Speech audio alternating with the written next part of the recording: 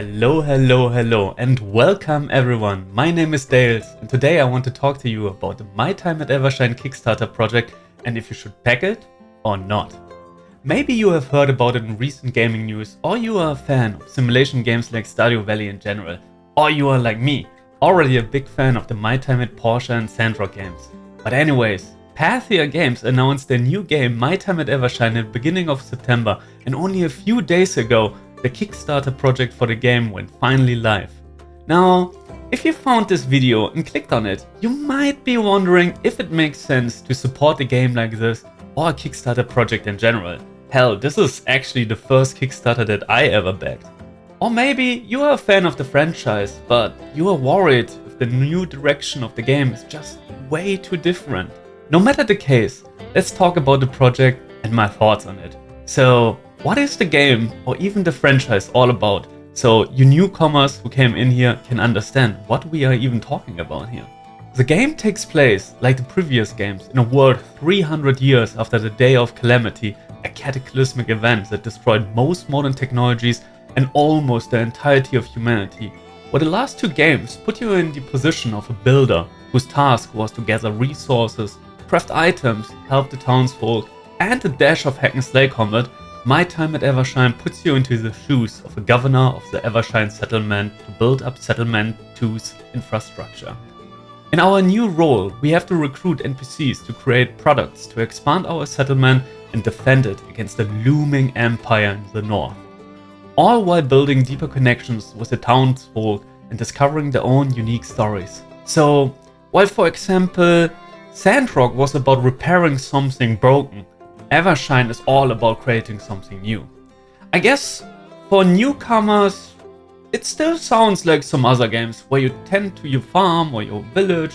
So let me tell you a little bit about my own start with the franchise, so maybe you guys can relate to it as well. Back when I first heard about the My Time at games, I think it was actually at a friend's stream, I thought that it sounds just like another farming sim game, and honestly, I disregarded it at first. While I love farming games, I already had my favorites and was unsure if I want to give another franchise a try. I mean, you only have so much time to play video games, right? If you have the same thought after hearing a bit about the game, I implore you, lose that notion, even though the games share similarities to other games on the market. Nowadays, I think I would say that the My Time at games are more like some sort of town progression sim, with a deep story combined with characters with their own dreams, problems, weaknesses and quirks, instead of one-dimensional characters that just drop a random dialogue line. Honestly, I don't even know if town progression sim is a term. Is it? Well, how would I describe it? The world breathes, the town evolves with your challenges, and thus the stone of storytelling starts to roll.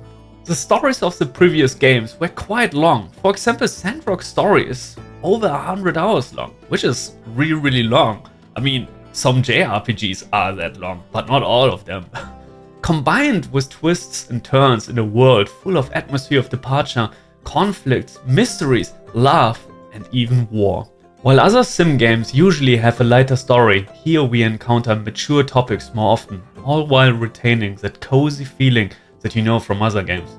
Be that decorating your own house, build relationships with other characters while going on a play date with them, or gift them their favorite things, and of course, finding true love by marrying your favorite bachelor or bachelorette. Or if you just farm for a bit, or you cook, or you take care of your livestock. That's all things that you can do in those games.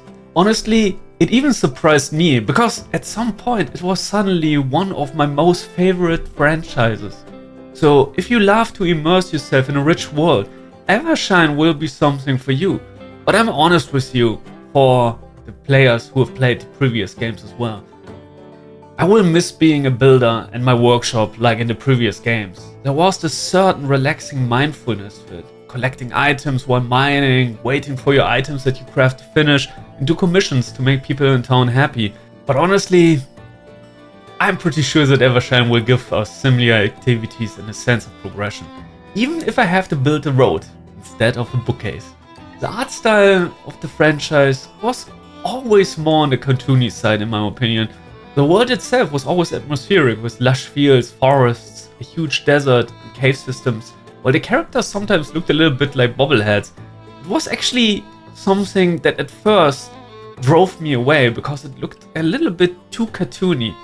But over time, that art style really grew on me, and it is what the game stands for me, you know what I mean? But, well, when I see screenshots of the older games, I was able to say, hey, that's Sandrock. With Evershine, the devs still go for cartoon style, but this time they want to make it more realistically proportioned, to enhance characters and environment models. Honestly, in my opinion, at this point it still looks a little bit generic, but over the course of the project I'm sure they will flesh it out to make it look unique just like the other games.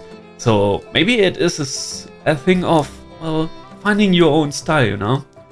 Well, but I can't speak for everyone. I guess it's up to you if you like the art style. I think I have to get used to it after all. But that's enough about gameplay, story and the art style. Let's talk a bit more about the Kickstarter project and if I think you should back in. The project itself launched with a goal of $200,000. And guess what? That goal was reached in just 35 minutes. What? I think that tells you a lot about the fandom and its love for the franchise. While I'm recording this video, we are close to $1 million, which has been probably already reached while you're watching this video. But you know what? Let me check real quick. Okay, it's loading. Oh. $1 million and 26 hours. That's a lot of money. Especially in comparison. Because, well, my time at Porsche Kickstarter collected close to $150,000 and Sandrock collected $524,000. In my opinion, that also alleviates any risks that come with Kickstarter projects. The devs have earned the community's trust, you know what I mean? Combined with the experience with the previous games and the knowledge what the community likes, they should be able to create an outstanding game. Especially because the community is able to give feedback over the development cycle and the devs actually listen and incorporate that feedback. For now, it is scheduled for release in May 2026. In comparison to Sandrock, the Kickstarter project was launched in October 2020 and the game released into early access in May 2022. There were some delays due to local rating certifications, so maybe we will face something like that as well, but who knows? I mean, I guess that is a risk that is hard to alleviate, because it would be great to spend more time on the project itself, to really flesh it out, like make it shine like a diamond. Because I don't mind waiting longer if I get a product at the end where I say, wow, that was totally fine to take the time. So, in general, I have a good feeling that Evershine will release in a timely manner.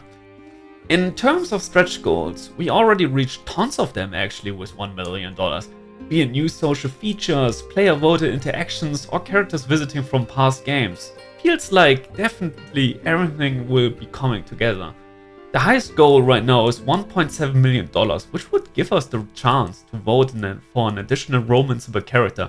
And you know how it is with games like this, it's all about love, so we need every bit of support that we can get as a community. For backer goals, well, we have a mix of physical and digital items. For 20 bucks alone, you get the Steam key, so if you're planning to pick up the game anyways, that's already a good steal. Higher tiers include exclusive in-game items like weapons, outfits, pets, town decoration components. Physical items included are, for example, mouse pads, keychains, fabric maps, badges, or a figurine of one of the core characters, and a backer-voted figurine. So, actually, this time around we get way more physical stuff than in the past Kickstarter projects. And, well, if you are especially wealthy, you can become an NPC in-game. You just have to pay $10,000. I would love to do that, but that's a lot of money. But, well, with all those backer goals and backer items that you can get, there's also the opportunity to meet the devs, which must be a pretty cool feeling, because I can say for myself that I was ever able to speak with a dev team, maybe at a convention or something, like a single dev from a very small game. So this must be cool as well. So to finally sum it all up, all in all, if you are interested to learn more about my time at Evershine and even consider backing the project, go for it, honestly. Just because of the record of the previous games and my trust in the devs, me, a random stranger on the internet, has a pretty damn good feeling about this project. Honestly, can't wait to see what the devs have in store for us, and I'm looking forward to put another 200 hours into a video game, if not even more. And I swear I have other hobbies and work as well. But yeah, if you actually watched this far, I hope I could share a little bit of my passion and love for this game. This is the first time I'm making a video like this, so I guess there's quite a bit to improve. I think I kinda sound like an affiliate to the company, but I'm actually really just a big fan, so I just want to share my joy, you know what I mean? But yeah, it was fun to ramble a bit. You might also have noticed that this is a new YouTube channel. My plan right now for the future is to release info about the dev cycle, any news or gameplay bits, especially when the alpha access gets released. So if you want to see more, drop a sub and let's go on a journey to explore Evershine together. Also feel free to write into the comments what you are looking forward to in Evershine, what you wish for, and who your favorite character of the franchise is. Thanks for watching and have a good one. Take care.